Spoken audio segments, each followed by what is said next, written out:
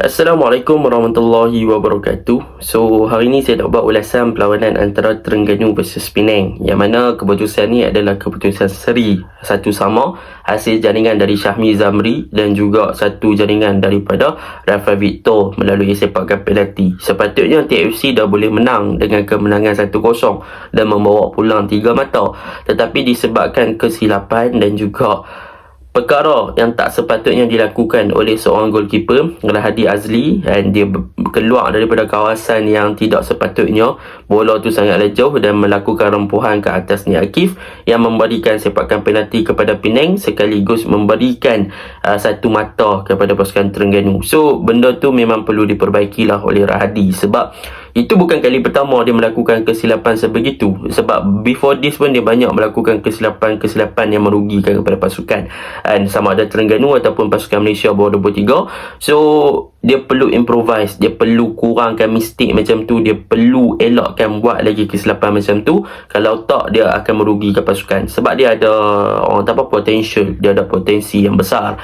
Dia disebut-sebut sebagai penjaga gol utama pasukan Malaysia dan juga Terengganu untuk masa akan datang. So untuk diri dia perlu improvise that thing lah. Sebab dalam game semalam pun dia ada selamatkan kawan Terengganu dengan sangat baik, tapi one simple mistake boleh membawa kepada kerugian pasukan.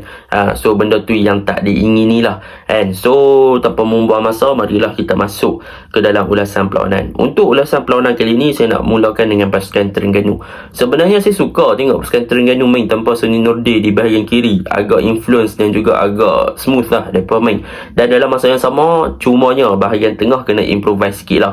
Sebab tanpa kehadiran Nurilo, boleh nampak yang bahagian tengah kurang kreativiti untuk move bola lebih di kawasan tengah dan juga untuk buat combination play yang bagus untuk melakukan ball progression lah. Tetapi overall boleh saya katakan ada a few players yang berjaya menarik minat saya, dan daripada segi tactically boleh dikatakan Terengganu bermain dengan baik semalam. Antara pemain yang berjaya menarik minat saya adalah pemain seperti Syahmi Zamri.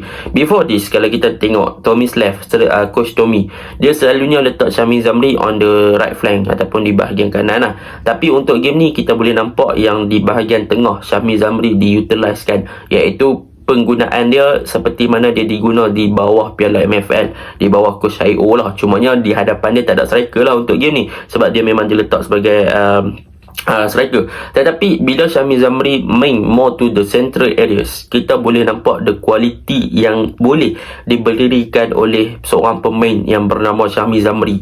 Dia boleh buat something yang bagus daripada segi creating chance, daripada segi percubaan, daripada segi penetration, daripada segi work rate. Memang dia boleh buat something yang more tu dia menunjukkan keupayaan dia apabila bermain lebih kepada central ataupun di kawasan half space berbanding di bahagian wide area. So itu adalah potensi sebenar seorang pemain yang bernama Syahmi Zamri bila diletakkan di posisi yang dia selalu bermain dan dia boleh bagi something. Dan semalam kita boleh nampak dia ada satu percubaan dari luar kotak penalti dan dia berjaya menjaringkan satu gol hasil dia punya pressing press, and dia tak give up untuk kejar bola tu, dan hasilnya dia boleh skor satu gol. So letakkanlah posisi Syahmi Zamri di posisi tersebut dan letaklah seorang striker lagi di bahagian hadapan, maybe dia akan jadi exploit, dia akan meletup lah.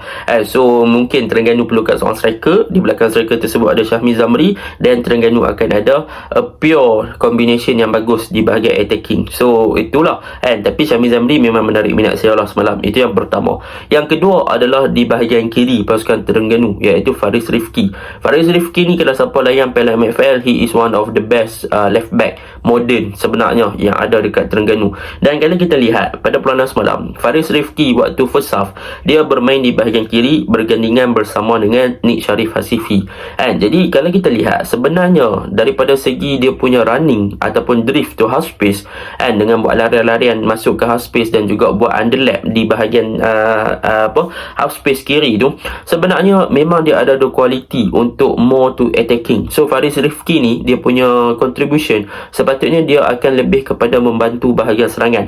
Tetapi pada perlawanan ni boleh kita katakan Nik Sharif Hasifi dan juga Faris Rifki bukanlah the best combination. So dia agak limitkan kelebihan yang ada pada Faris Rifki apabila Nik Syarif suka hold bola. Dia dapat bola, dia nak bawa seorang macam tu kan. So bila Faris Rifki buat larian, dia Nik Syarif tak passing dan sebagainya. Ada a few times, ada beberapa kali kejadian seperti itu berlaku. Tetapi daripada segi gerakan-gerakan yang dilakukan oleh Faris Rifki menunjukkan yang dia dah matang dan dia mampu untuk memenuhi ruang di bahagian kiri pasukan Terengganu, dan dia boleh untuk ada typical attacking minded untuk left back moden sekarang, untuk buat underlap, attract defend, bagi ruang kat winger. So benda tu menarik. Even dia muda tapi dia ada potential yang sangat besar lah. Cuma he needs to create more chemistry dan juga orang kata apa, bersama dengan partner dia di bahagian winger untuk mereka attack dan juga exploit that left area kan. So benda tu yang perlu orang kata apa, kekerapan perlu diberikan lagi lah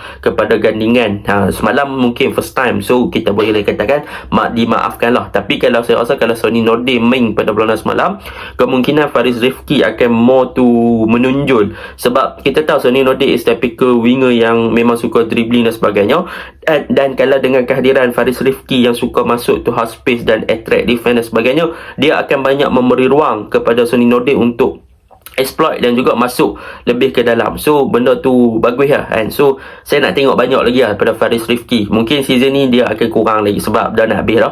Mungkin season depan kita akan dapat lihat lebih banyak daripada Faris Rifki. Itu yang kedua. Yang ketiga, kalau kita lihat untuk Terengganu di backline, Syarul Nizam kembali, Azam Azmi kembali. So Azam Azmi baru sembuh pada kecederaan, tapi dia punya gameplay is something yang memang consistently bagus. Walaupun baru lepas pada injured, kalau kita tengok pada game ni, dia bermain dengan sangat cemerlang daripada segi defending duty, defensif dia punya duty, defend bagus. Daripada segi offensif, daripada segi menyerang, dia buat overlap beberapa kali, dia berjaya tembusi Iman Rafai dan sebagainya. So that is a good thing. Saya suka tengok kan bagaimana dia menghalang pergerakan daripada Adik Raub, and even Adik Raub ada beberapa kali lepas lah kan. Jadi mungkin Azam Azmi not dia bukannya satu player yang boleh dikatakan 100% fit, tetapi kita boleh nampak yang dia cuba untuk bermain dengan baik. Tetapi bila ke lawan dengan one-on-one dengan Adik Raub, memang kita boleh nampak lah beberapa kali dia terlepas kan. So benda tu positif lah. Tetapi yang paling positif, bila bawa masuk Sador Kumatov, dia letak main dekat bahagian kanan, dan Sador Kumatov punca kepada pergerakan untuk gol pasukan Terengganu hasil hantaran dia kepada Syami Zamri. So benda tu bagus jugalah Sador Kumatov main kat kanan kan. So benda tu yang ketiga lah yang saya suka. Yang keempat, midfield. Bagi saya midfield yang hidup, that is Saiful Hakim. Saiful Hakim is really calm player yang mana sangat tenang, and memang dia tenang gila. Memang saya suka holding midfielder dia best, and cumanya dia tak dapat the best combination untuk dia fight dengan untuk dia bentuk dengan Omid Nazari. So kurang. So mungkin dia boleh dapat partner yang lebih better, Nurilo dan Habib. Mungkin akan memberikan dia lebih efektif di bahagian tengah lah. Saya nak tengok Nurilo, Habib, Saiful Hakim, memang dia akan bagi impact yang sangat ketara saya rasa daripada corak permainan Saiful Hakim. Dan untuk Musliuddin Atiq untuk game ni, not bad game dia, and so ada satu peluang kena palang, so ataupun tiang. So that is a good orang apa, exposure untuk pemain-pemain Borneo Putih. So game ni memang bagus lah. Cumanya Rahadi spoil the game lah. Yang tu je lah saya boleh kata. Untuk Terengganu overall game ni best, saya suka tengok. Cumanya a few things yang mereka boleh perbaiki, mereka boleh baiki lah. Itu yang saya boleh komen tentang pasukan Terengganu. Untuk pasukan Penang, obviously pasukan Penang bawa coach Akmal Rizal, mereka dah banyak improve daripada segi pattern of play. Mereka dah ada pattern yang sangat bagus. Mereka dah ada the idea how mereka nak bermain dalam modern football. Mereka stay in back 3, Rafael Victor, lepas tu Karul Akmal dengan Iman Rafai, and tetapi mereka utilize mereka punya wingback really good. Fairuz Zakaria di bahagian kanan memang efektif. Dua last game yang saya tengok daripada game Penang, apa yang menarik tentang pasukan Penang adalah Fairuz Zakaria di bahagian kanan.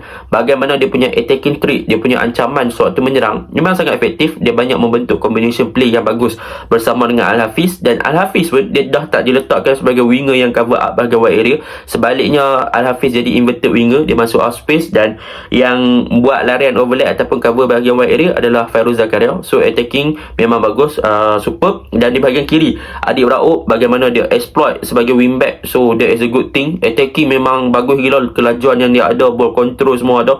So benda tu bagus, positif. Untuk midfield, Izzat Fikri, Azri Reza. Selepas Osman Fane dah habis kontrak, macam saya cakap lah, kontrak Liga Super habis 30 November, tapi Liga Super habis bulan 12, tapi kontrak player habis 30 November. Pelik kan. So tapi Azri Reza memainkan peranan yang penting untuk game ni. Saya memang superb, saya boleh puji dia. Bahagian tengah, dictate tempo, control the game. So benda tu bagus untuk Azri Reza. Semoga konsisten. Untuk bahagian tengah yang lain seperti Nik Akif Syahiran diletakkan more to attacking midfielder, tapi yang more to cover up bahagian left half space. Dia banyak cover up dengan combine dengan Adi Raud. So banyak juga hantaran-hantaran yang bagus. Cumanya Abdul Matin game ni dia agak low lah, dia agak kurang, tak apa menjadi. Tapi overall memang disebabkan kesilapan Rahadi tu memang Terengganu dihukum lah. Jadi Penang saya rasa dalam masa yang sama mereka akan bina satu modern football dan pattern of play yang lebih better di bawah coach Akmal Rizal lah. Sekarang dah nampak lah buah-buah tu dah ada, tapi nak kata perfect, not perfect lagi, mungkin dalam 30-40% baru, tapi the way mereka main tu dah nampak. So itu yang saya nak tengok lah daripada coach Akmal Rizal untuk the next game, untuk final game waktu Liga Super nanti lah. Okay, Assalamualaikum.